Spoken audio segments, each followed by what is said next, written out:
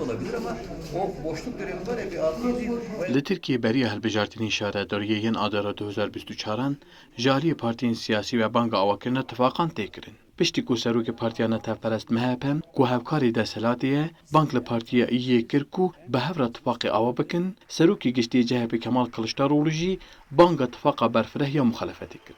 Lêbelê di rewşa heyî de, muxalefeta ku di hilbijartinên 14 û 28 Gulanê de bi ser neket, bi biryarin ku her partiyek bi navê xwe bikeve hilbijartinan. Heta niha Partiya İYİ, partiyên wek Deva, Pêşeroj, Demokrat û HDP biryar dane ku bi namzedên xwe bikevin hilbijartinên şaredariyê. Şarazeyên rewşê dişopînin dibêjin hevsengiyên tifaqan têkçûne. Helbesta Kurdan diguhere û li pêşiya muxalefetê jî rewşeke alûz heye.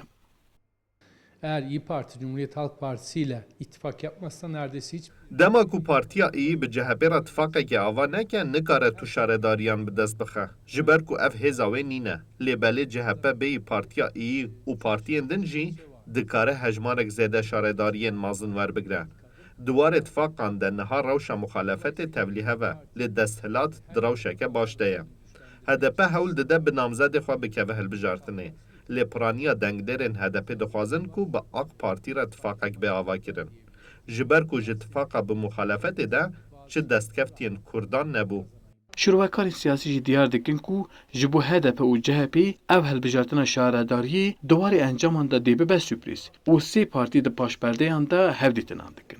Her ne kadar HDP şeyi söylemiş olsa da biz işte halkımızın çağrısı... Herçende HDP بڵێت ئێمە گوێ لە دەنگدەری خۆمان دەگرین دیسان هەمان سیاسەتی خۆی بەکاردەهێنێت. لەبەر ئەوەی لە هەڵبژاردنەکاندا دیارە کە کورد هەڵوێستی خۆی نیشان دەدات و لە ئەنجامیشدا دەنگی HDP کەم دەبێتەوە. ئاک پارتی و مەهاپە و پارتی ئیی چاوپێکەوتن دەکەن بۆ هەڵبژاردننی شارەوانی و بەیەکەوە دەبن. بارودۆخی ئاڵۆز لەناو جەهەپەدا ئەبێتە هۆکاری ئەوەی کە جەهەپە شاری ئیزمیر کە وەک قەڵای خۆی دەیبینێت لە دەستی بدات.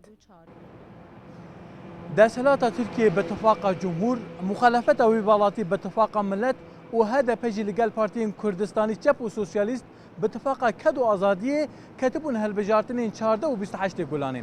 Lêbelê wê carê şîrovekarên siyasî dibêjin ku rewşa heyîya tifaqan wê biguhere.